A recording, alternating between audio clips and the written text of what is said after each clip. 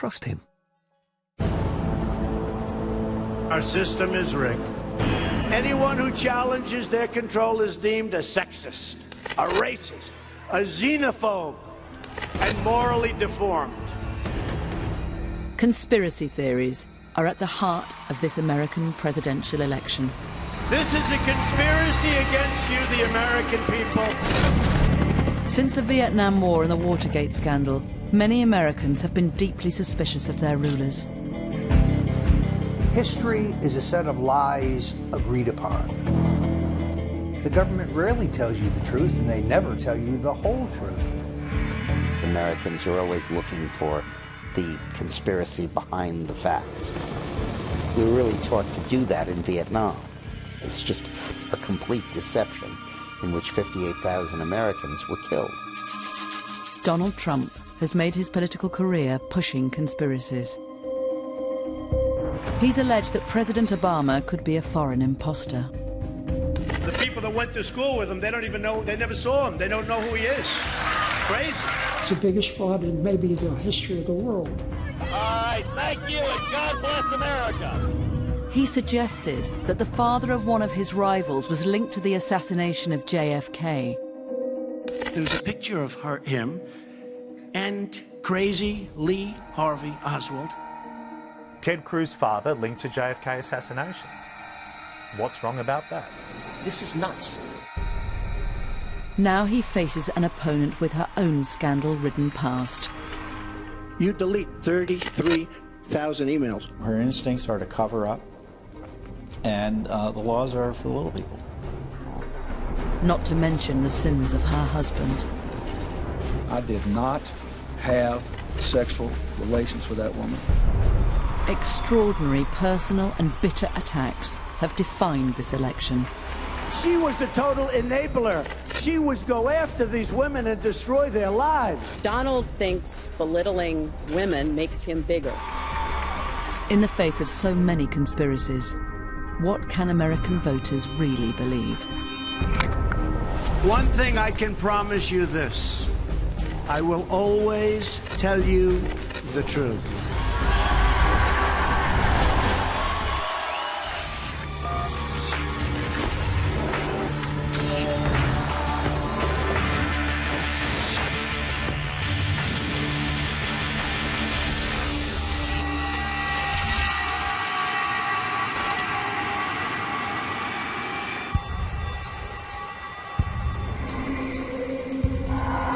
Prepared to take the oath, Senator? I am.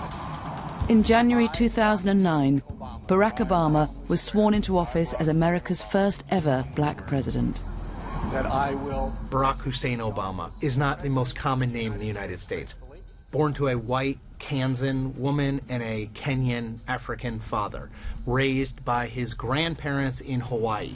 All of those things scream exotic. Congratulations, Mr. President. Obama became the center of a conspiracy theory. The claim that he was born outside the US and was not entitled to be president.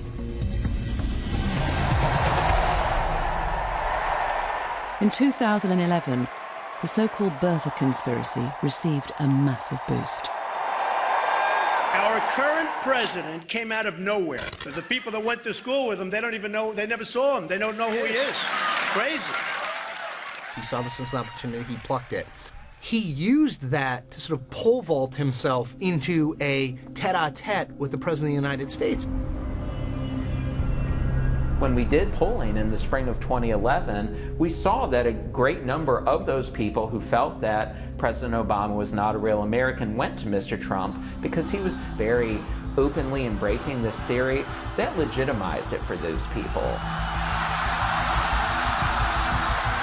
I think that Trump has an ability, because of his stature, because of his name identification, and the fact that he's so well known, to take issues that are not in the mainstream and inject them into the mainstream. In response, Obama called a White House press conference to put an end to the birthers conspiracy once and for all. We do not have time for this kind of silliness. We got better stuff to do.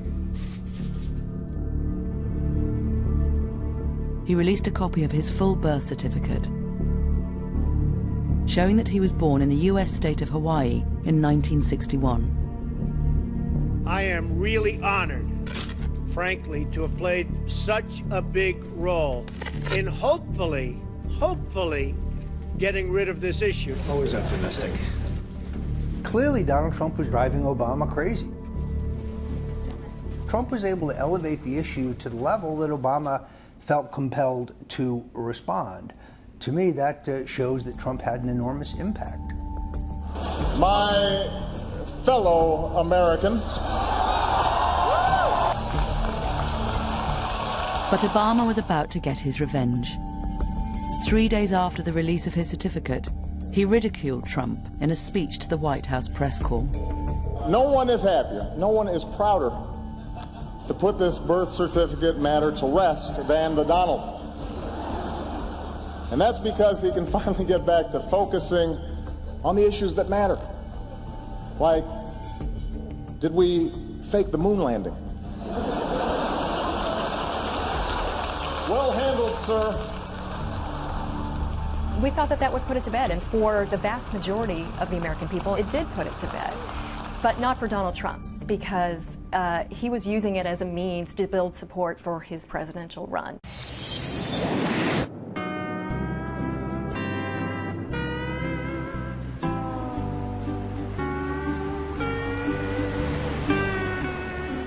If Obama thought the release of his birth certificate would kill the conspiracy, he was about to get a shock.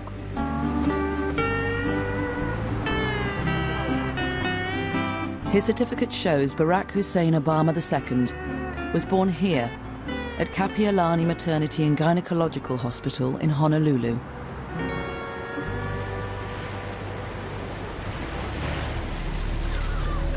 But within days, it was labeled a fake.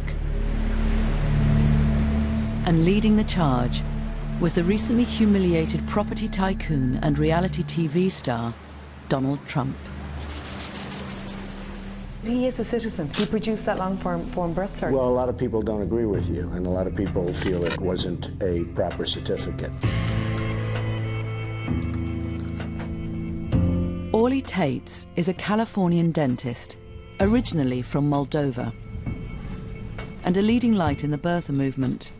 She believes she found a mistake in how Obama's father's race was recorded and thinks it indicates forgery. This is so bad. It's like it's done by a retarded 5-year-old. In those years, in 1961, when they were describing races on birth certificate, they would put white, Asian, or Negro, or black.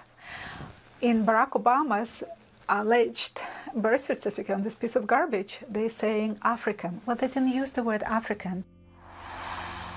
This is not linguistics of 1961 that was created today using the wording of today.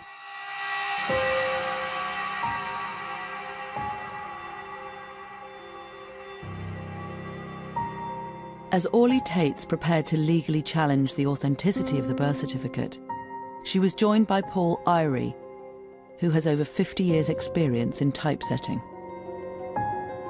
It's the biggest fraud in maybe the history of the world.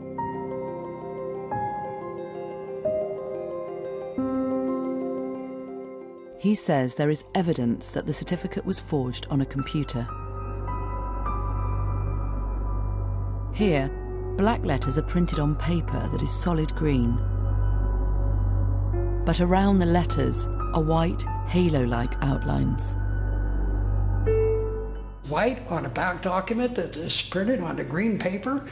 How does the green go away? It can't. We see white, and the printer doesn't print white. White can't show up on that document. And that is proof by itself, beyond a question. Numerous legal challenges over the birth certificate have all been thrown out. But the birthers are not giving up. I've been accused of being wacko. I don't present evidence to people that's a lie. I concoct it. Look, I'm a Christian. I don't lie. I'm known for that. Donald Trump claimed he was so concerned that he was also investigating Obama's birth certificate.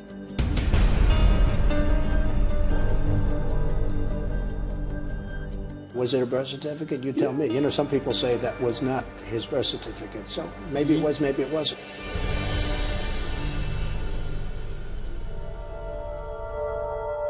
So just how credible is the evidence that the certificate is a fake? Ivan Zatkovich is a court-recognized technology witness who has forensically examined the halo effect. He separated the digital file released by the White House into 9 different layers.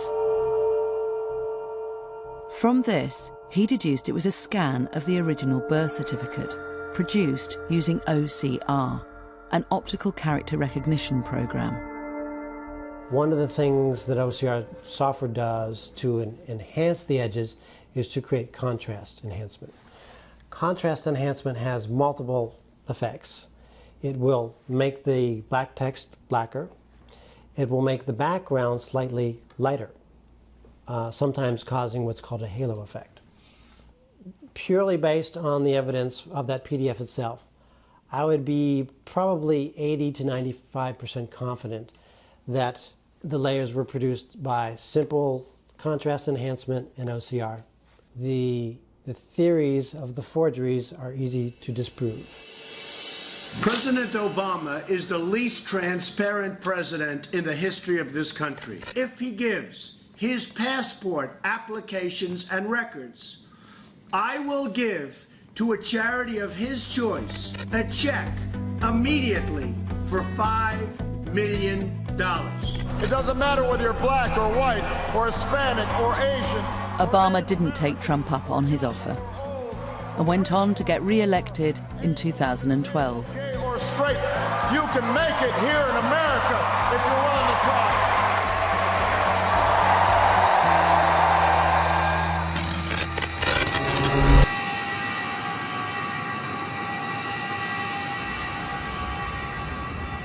A year later, in 2013, the birther conspiracy would take another extraordinary twist. Minutes after this Cessna Grand Caravan plane took off from a Hawaiian island, its single engine failed. Looking outside, you know, can I make it to land? No, there's no way. Okay, prepare for ditching.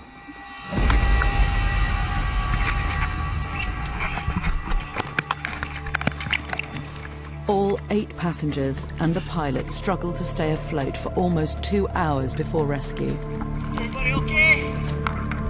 Later, it was announced that 1 passenger had died.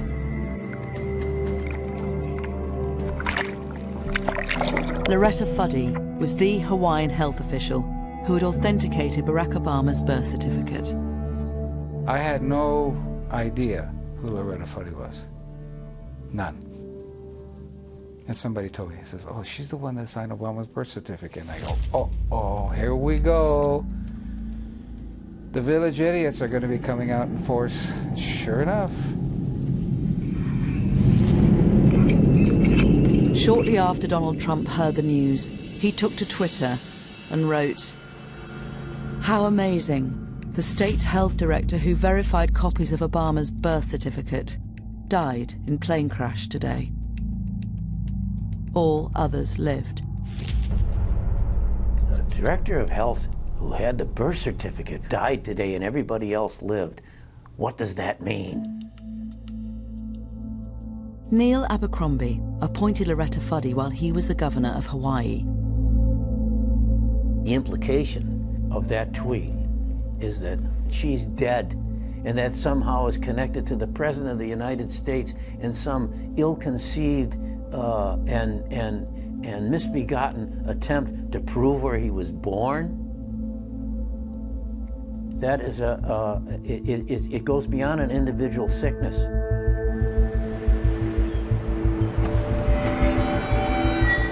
An allegation was made that Loretta Fuddy, as Director of Health, took a bribe to lie and say that Obama's birth certificate was authentic. Bertha Doug Voigt claims he found evidence in her financial records that her debts were being paid off at a rate exceeding her official income. If she paid off $70,000 worth of debt with lowered mortgage and credit card stuff, then where'd the extra money come from? She's short at least $50,000.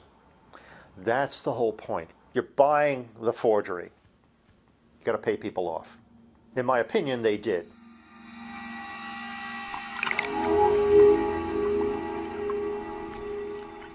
The timing of her death made Voigt suspicious, because the previous week he'd told a radio show what he thought he'd found out about her. 1 week she was dead after I did that interview. The last person on earth who would be involved in such a sordid affair, like taking money to forge a birth certificate, would be Loretta Fuddy.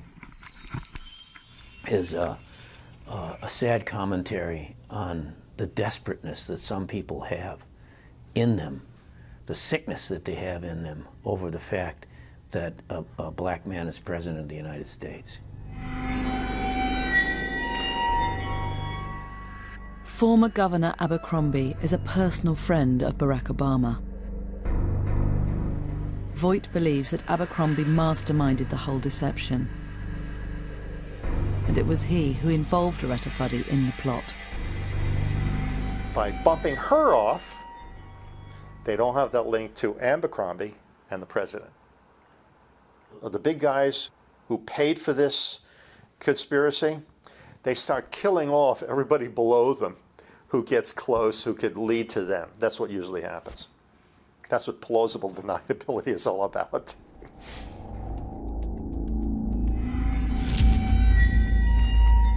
If someone put a small bomb over the magneto and blew up the magneto, it would end the voltage to the cylinders and the plane would lose power, just off the bat.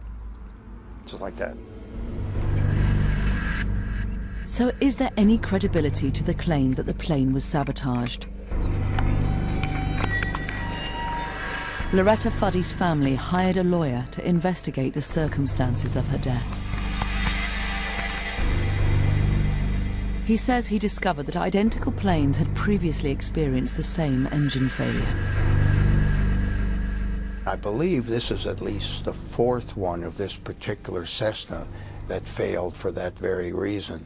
So it wasn't something mysterious that someone did to this aircraft. The engine manufacturer, Pratt & Whitney, Canada, and plane operator Makani Kai Air paid undisclosed sums to Fuddy's family.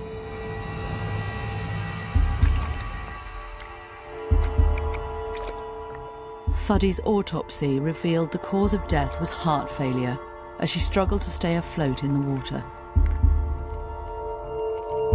Her family's lawyer found no evidence of suspicious payments in her accounts. But these facts are not enough to persuade the most committed birthers. I don't believe them as far as I can throw them. Got the picture? It's like Churchill not believing a word that came out of Hitler's mouth. Same thing. Good analogy? Got it.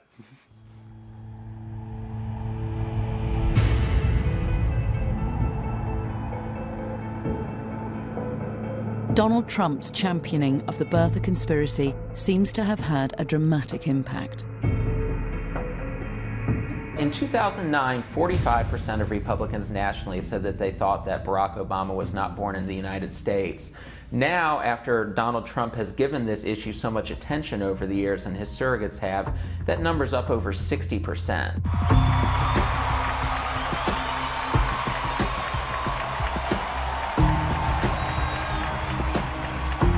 Ironically, Trump himself had gone as far as he could with the birther movement and put the whole thing to bed earlier this year. President Barack Obama was born in the United States, period.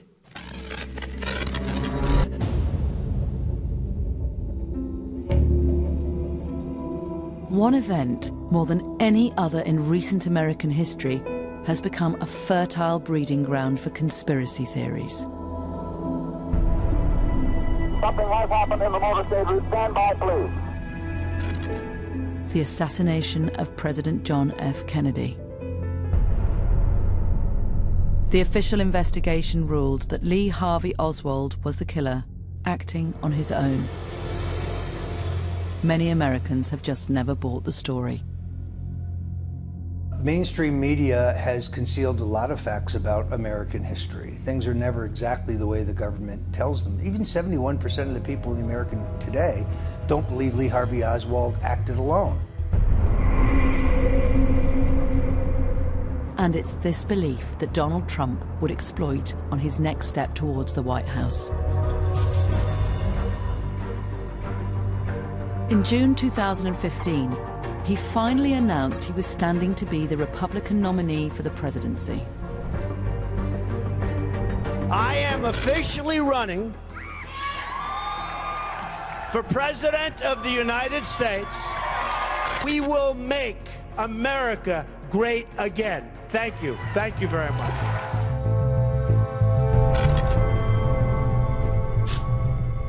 Trump's biggest challenger was Senator Ted Cruz from Texas.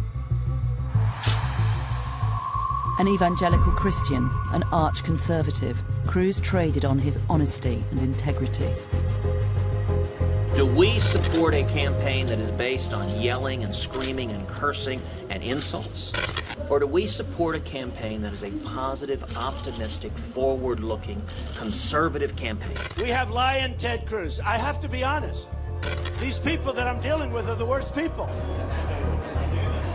He called Ted Cruz Lion Ted, said he puts his hand on the Bible, takes it off, and then he lies and lies and lies. And oh my gosh, that was Ted Cruz. That is, I don't care about rough tactics. I don't like liars. Along with these attacks, it wasn't long before Trump jumped on yet another conspiracy theory.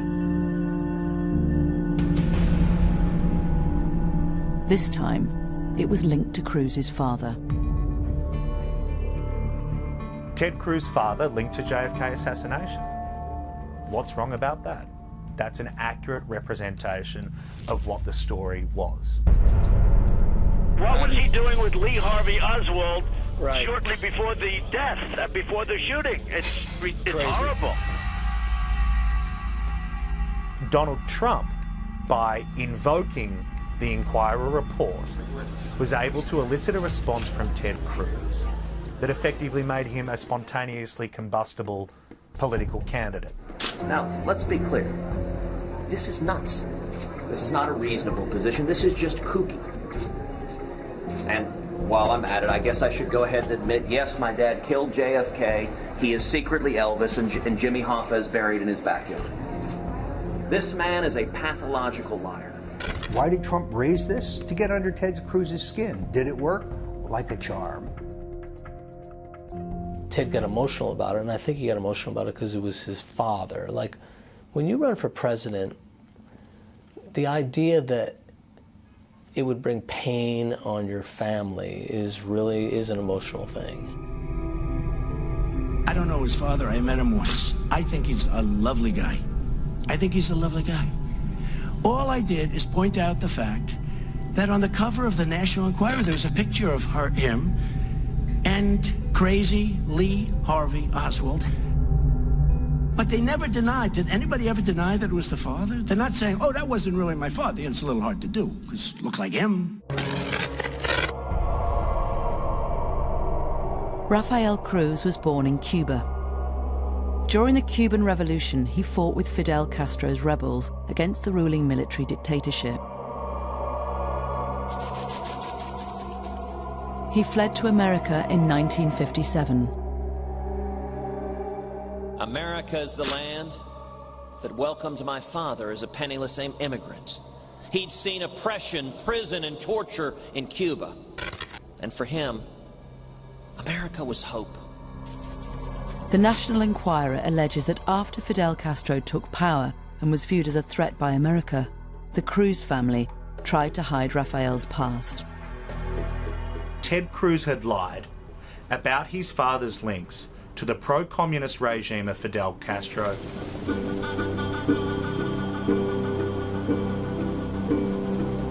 It was investigative journalist Wayne Madsen who first looked into Rafael Cruz's background in detail. He believes the photograph is evidence of a much deeper conspiracy. He identified the similarities between Rafael Cruz and the man beside JFK's killer. He's never told anybody where he was on August the 16th, 1963, although there's some photographic evidence that would show that there's a guy that looked an awful lot like him standing there with Lee Harvey Oswald on August the 16th, 1963. But it's a yes or no. It's a simple question which he's never answered. After a return visit to Cuba, Rafael Cruz claimed he became disillusioned with Fidel Castro's brand of communism. We all thought he was the solution to the dictatorship that was in Cuba. We were all fooled.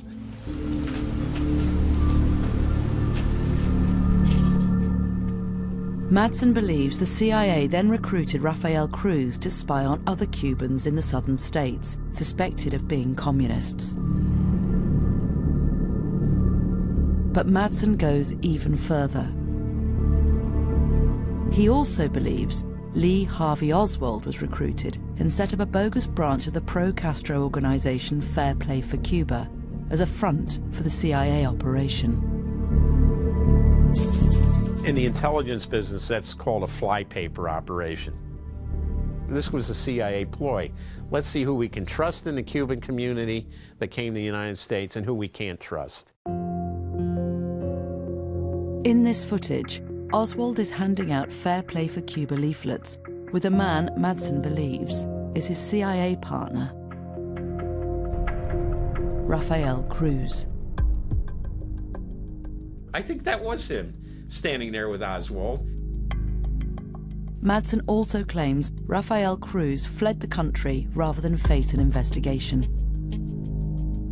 I believe Rafael Cruz in 1967, when the New Orleans district attorney was going full steam ahead with this investigation of the Kennedy assassination, that Rafael Cruz, in order not to be called as a witness by the New Orleans district attorney, used his connections in the oil industry to leave for Calgary. Rafael Cruz denies he was in New Orleans at the time and has called the claims ludicrous. And Madsen has never had his story published by serious journalistic publications. One thing about the tabloids is, well, maybe the person who reads the Wall Street Journal and the New York Times isn't seeing this, but God, all those ladies that are checking out through the supermarket lane at their local store will certainly see it.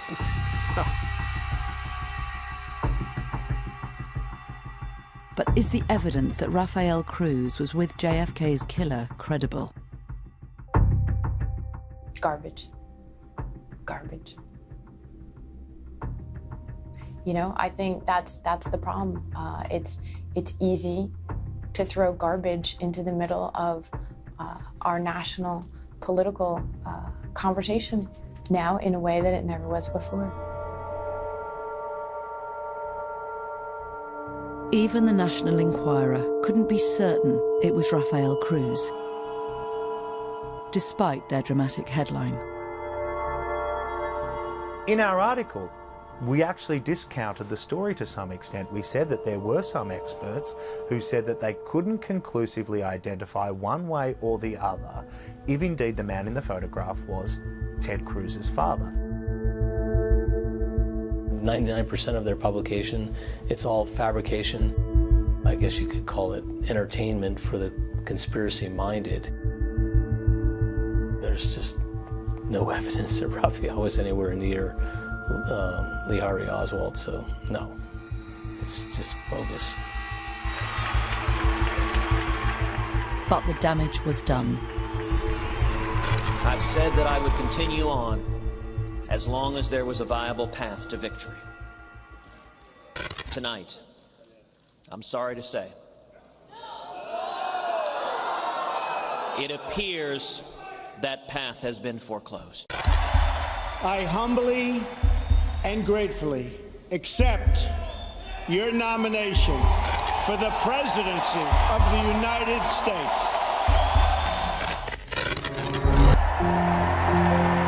I accept your nomination for President of the United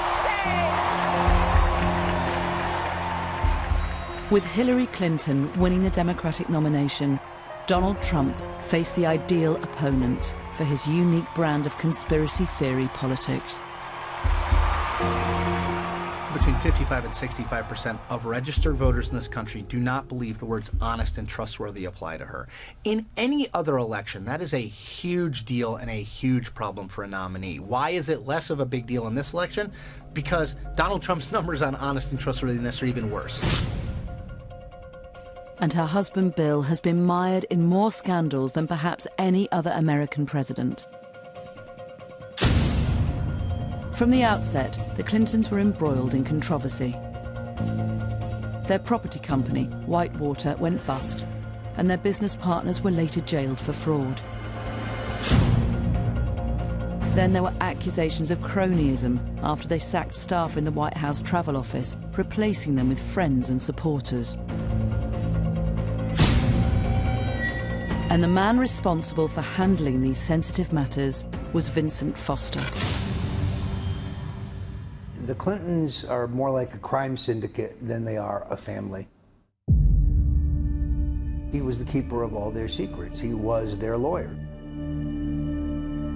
6 months into Bill Clinton's presidency, Foster was found dead with a gun in his hand, here in Fort Marcy Park, just outside Washington. And it is very important that his life not be judged simply by how it ended, because Vince Foster was a wonderful man.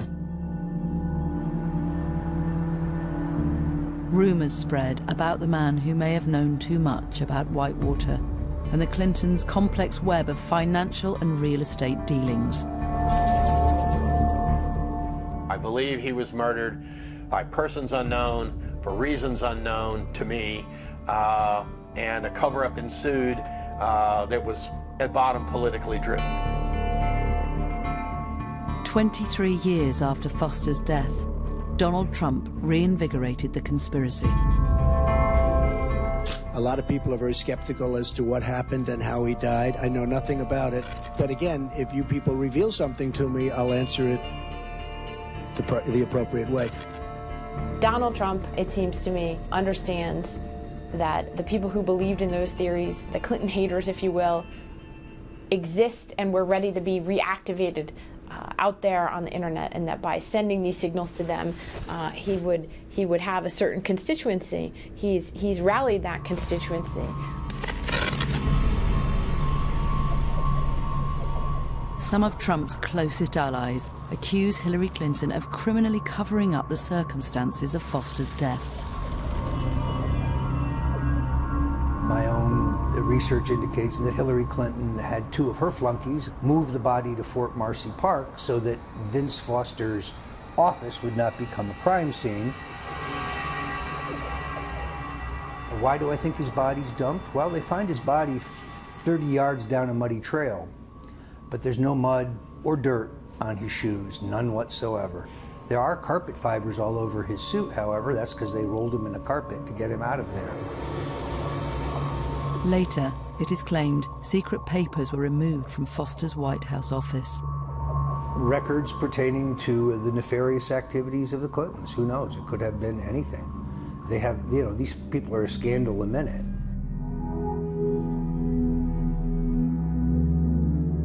This suicide note has been the source of many claims that Foster's death is suspicious. I agree with Donald Trump when he claimed that he believes this to be fishy. This note is fishy, and it does stink to the high heaven. Confusion exists about exactly how it was found. A police team searched Foster's office 2 days after he was found dead. White House lawyer Bernard Nussbaum says he searched Foster's briefcase and told a police officer there was nothing in it. He definitely indicated that the briefcase was empty, and then again spread the opening wide and looked in it a second time. 3 days later, the note was found by a White House staff member in the same briefcase, torn into 27 pieces, despite Nussbaum's claim that it had been empty. If the note had been in the bottom of that briefcase, he would have seen it.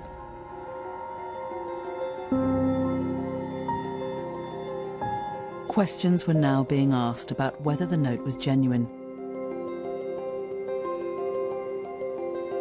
Handwriting expert Ronald Rice examined a copy of it in 1995 for a political newsletter.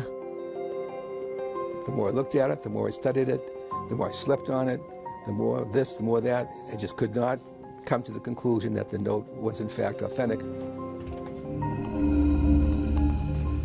Rice managed to obtain earlier samples of Foster's handwriting in order to compare them to the suicide note. You can plainly see how smooth and clear and clean and pristine that writing sample is compared to this about a month later. It's broken up.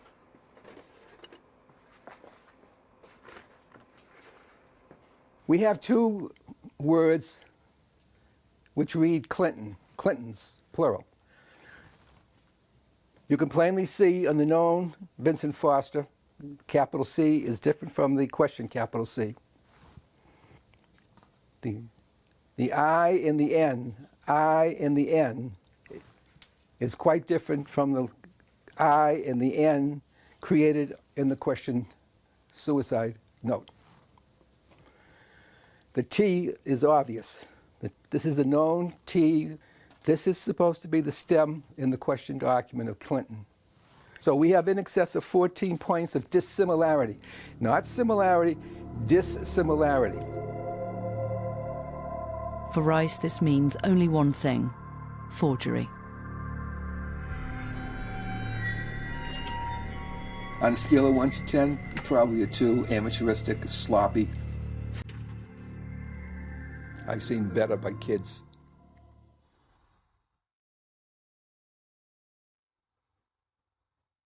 So, was there a conspiracy to make Foster's death look like a suicide? Official investigations found that Foster shot himself in the mouth, resulting in an exit wound in the back of his head.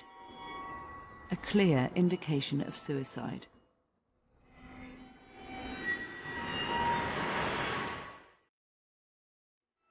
But citizen investigator Hugh Sprunt found a document which convinces him of foul play. We found the medical examiner's report, which is a 2-page report. It's a Virginia medical report. It's a report by Dr. Howe. Sprunt believes that in the report the location of the exit wound on Foster's body has been altered. You look at the word that looks like it was kind of eliminated. It's 4 letters.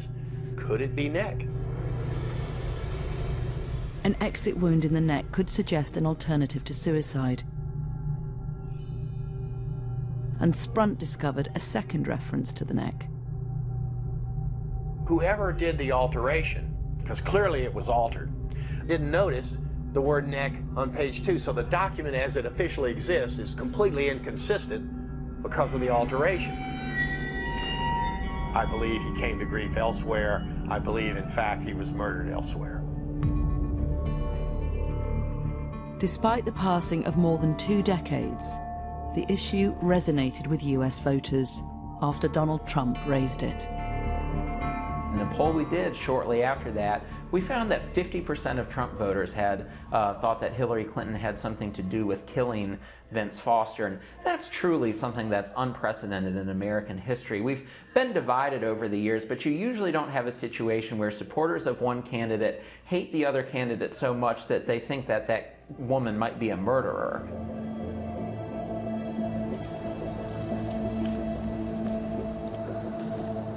Dr. Donald Hout was the only medical examiner to inspect Foster's body in Fort Marcy Park. This is the first time he has returned to the scene since that day in 1993. There's one of the cannons. See it? See it?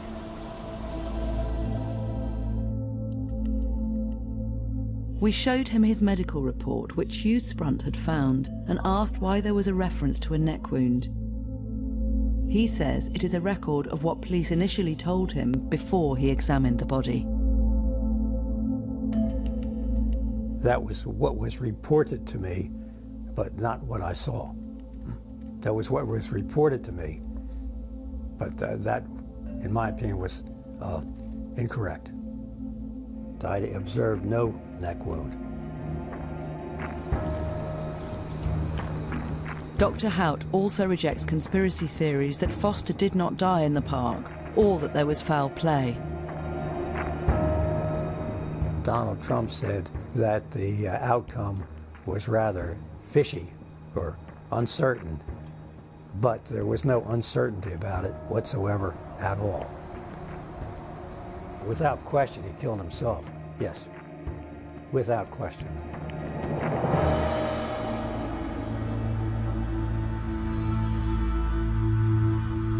So, what about the suicide note? I'm not a conspiracy theorist. Prove me wrong. Prove me wrong.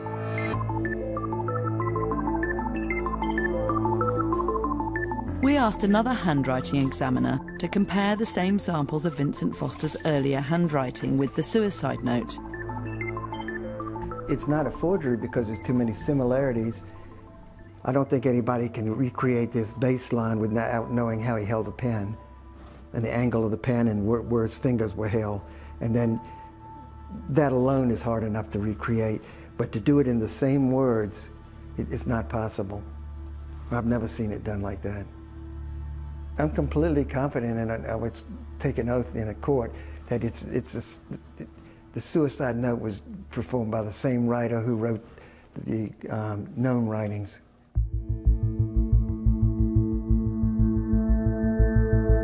At least 5 official investigations have found that Foster's death was suicide. I remember very clearly the day he committed suicide. We all knew him. It was an awful, tragic day. The president gathered us to talk to us about it. They were clearly devastated. I think he was just a deeply troubled man who felt he'd let the White House down, and with tragic consequences. It's as simple as that. And it's a tragedy, and conspiracy theorists often have zero basis in fact, and this is one of them.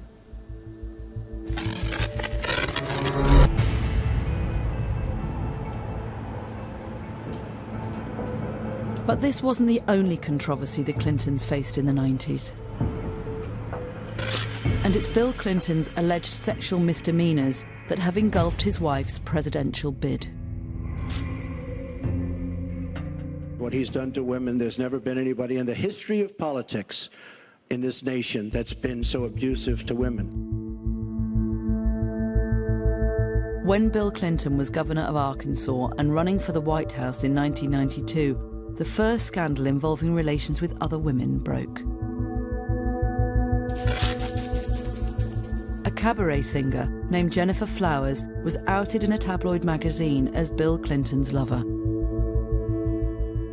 The Clintons decided to confront the scandal jointly in a TV interview. Bill Clinton's closest advisor at the time, Dick Morris, says he was consulted about tactics. Bill called me right before the interview, and he asked me, what do you think I should say? And I said, well, if I were you, I would say that you have caused pain in your marriage, and you regret that, and you want to be a better person.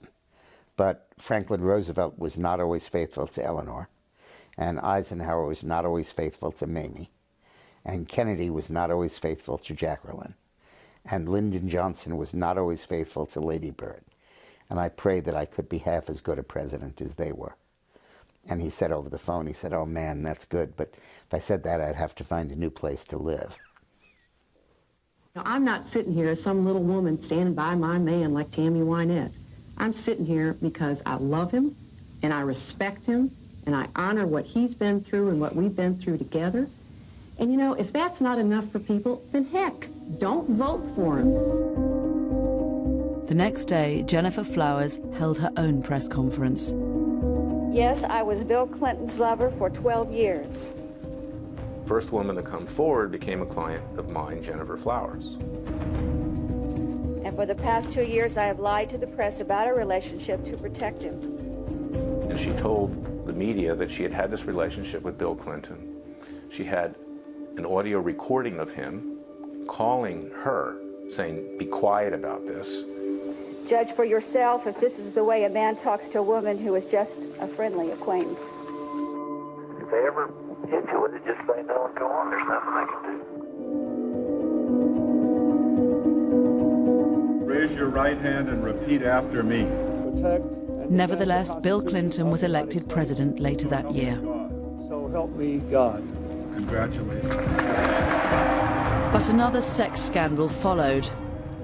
In 1998, a White House intern called Monica Lewinsky claimed that the president had engaged in sexual activity with her in the Oval Office. True to form, Bill Clinton went into denial mode. I did not have sexual relations with that woman, Miss Lewinsky. It took us a year to prove that the conspiracy theories about Bill Clinton and Monica Lewinsky were true. Luckily, she kept the dress. But you have to prove the scandals of Democrats with DNA. Indeed, I did have a relationship with Miss Lewinsky that was not appropriate. Other women came forward to allege affairs with Bill Clinton. But allegations were also circulating that Hillary Clinton had enabled her husband's behavior by trying to silence women who came forward. This is Hillary's modus operandi. It's not that she's an enabler. She's, frankly, a criminal that tries to obstruct justice and keep people from talking. One of Bill Clinton's closest advisors at the time, Dick Morris, claims he was told about what was going on. Bill's chief of staff and Hillary's close friend sat down with Bill and got a list of all of the women he was involved with. And she told me it was certainly more than a dozen. And she hired detectives to dig up dirt on each of these women. And then went to the women and said, if this comes out, we're going to say this and this and this about you. Your abortion, your previous divorce, your bankruptcies, your student loans, your cheating, your shoplifting, what have you.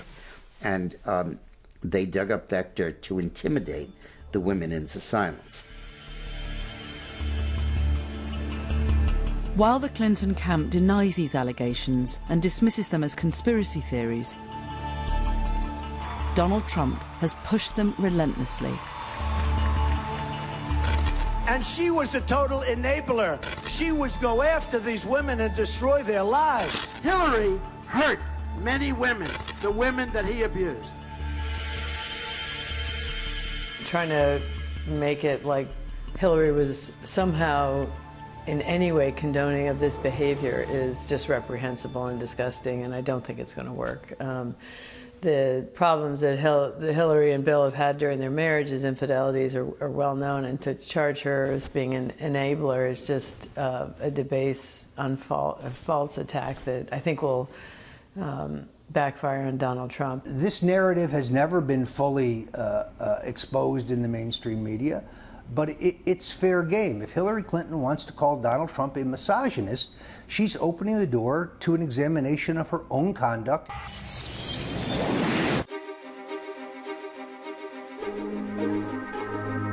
The scandals surrounding Hillary Clinton can sometimes seem endless. The most recent concerned her period as Secretary of State under President Obama. It emerged that she used a private email server for official business.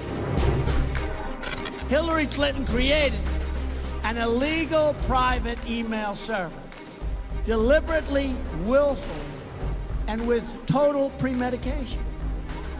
Premeditation. Could be the first way was right, actually. Some in the intelligence community watched in amazement at what was playing out in public in relation to the handling of America's secrets. The fact that someone who was the Secretary of State had, in this instance, the bad judgment to set it up this way and the even worse judgment to try to attempt to defend it. I did not email any classified material to anyone on my email. There is no classified material. Following a subpoena for work-related emails, Hillary Clinton's team deleted over 33,000, claiming they were personal. The FBI recovered some of them and found that thousands were work-related, and some were classified. From an additional 30,000 emails that she did hand over, the FBI found 110 of them were also classified. And here now you have Secretary Clinton saying there was no classified. And after it was pointed out that, well, that is classified, then the claim became, well, they weren't classified at the time the emails were sent. And again, that's inconceivable for someone of my background. Information doesn't get classified by sitting on a server. It begins life as either classified or unclassified information. It's either criminal or it's incompetent. It's one or the other. And neither's acceptable to be president. I would lose respect for a whole bunch of intelligence organizations around the planet if they had not had full access to that server and were not, as we speak, thumbing through all the emails that were available.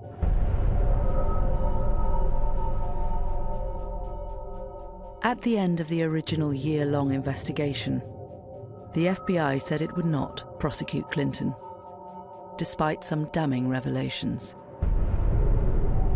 There is evidence that they were extremely careless in their handling of very sensitive, highly classified information. We found no evidence that any of the additional work-related emails were intentionally deleted in an effort to conceal them in some way.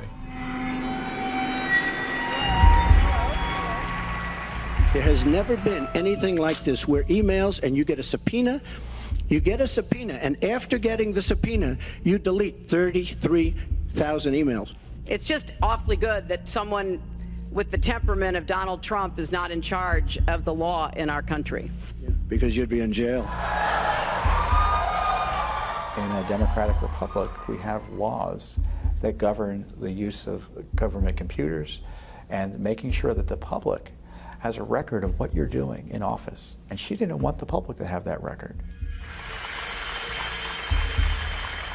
Donald Trump is trying to desperately find anything that he can put out there to cause doubt in Hillary's honesty and integrity, and so he's going to keep harping on this, drip, drip, drip, with no basis for really any investigations or criminal activity, but he's grasping at straws because he can't run on anything other than fear and conspiracy theories.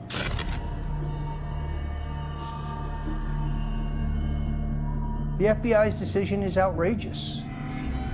This is elite deviance. This proves yet again that there are some people in the country so powerful, so connected, so wired, that the law just doesn't apply for them. The Clintons have skated on this basis for a long time. When Hillary Clinton complains about conspiracy theories, it's usually because she doesn't like the idea that people are talking about her misconduct, and she tries to label it as a conspiracy theory to keep people away from talking about it. Mrs. Clinton has a record of corruption. That's not a conspiracy theory. But just 11 days before the election, the FBI announced it was reopening the investigation. And some in the Clinton camp now allege a conspiracy against them. She's complaining about how the timing is political and it's all out about her election. The timing is a result of her efforts to cover it up and the State Department's efforts to enable it. And these records should have been released years ago. But despite his relentless attacks on Hillary Clinton, Donald Trump has not had everything his own way. An increasingly hostile media has dug up a huge amount of dirt on him. I did try and fuck her. She was married. It's huge news. I moved on her like a bitch, but I couldn't get there, and she was married. This was locker room talk. I'm not proud of it. Since the recording was leaked, more than 10 women have publicly accused Donald Trump of sexual assault. But according to Trump, he himself has now become the victim of a conspiracy. These attacks are orchestrated by the Clintons and their media allies. The only thing Hillary Clinton has going for herself is the press. Without the press, she is absolutely zero. The media, they need to say something other than racist Hitler, in order to attack Donald Trump. But, oh, Hillary, isn't she great? She's a girl doing all this. It's amazing. It's amazing. She's doing it backwards and in heels. And our system is rigged. Anyone in control is deemed a sexist, a racist, a xenophobe, and morally deformed.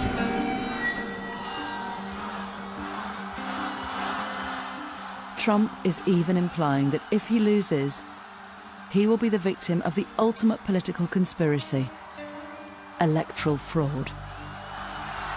I hear these horror shows, and we have to make sure that this election is not stolen from us and is not taken away from us. What he's doing is creating a set of circumstances. Elections rigged, the media is against me, these polls are, leading people astray. That allows him on November 9th, if he does lose, to say, well, of course, I lost. I will totally accept the results of this great and historic presidential election if I win. Trump supporters argue he speaks for many millions of Americans who feel failed by a corrupt political establishment. Donald Trump is no conspiracy theorist. He's no wacko.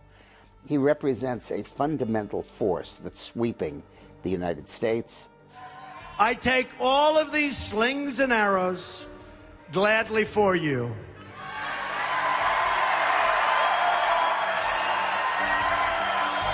He's not an ideologue. He's not a reactionary. Certainly isn't a racist. But he's certainly not out of charm school. I think you have a responsibility when you're the major party's nominee, when you're this much in the public eye, when you're pushing out these crazy conspiracy theories and no facts to back them up, that's dangerous. Let's be very clear. The Clintons are not just facing defeat, they're facing prison, prosecution and prison. And therefore it's all or nothing for them. I think they'll do anything necessary to win this election, including cheating. He refused to say that he would respect the results of this election, and that is a threat to democracy. This is a conspiracy against you, the American people, and we cannot let this happen or continue.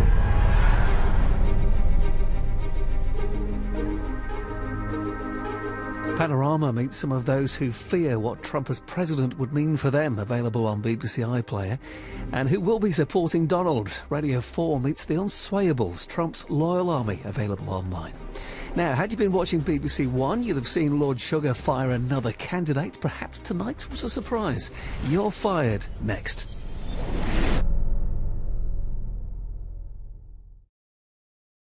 How diverse is that place? How representative are our representatives? Whether or not here will have an equal chance as his white counterpart to succeed in Britain is really what this programme's all about. Could he actually dare to be a Prime Minister? Will Britain ever have a black...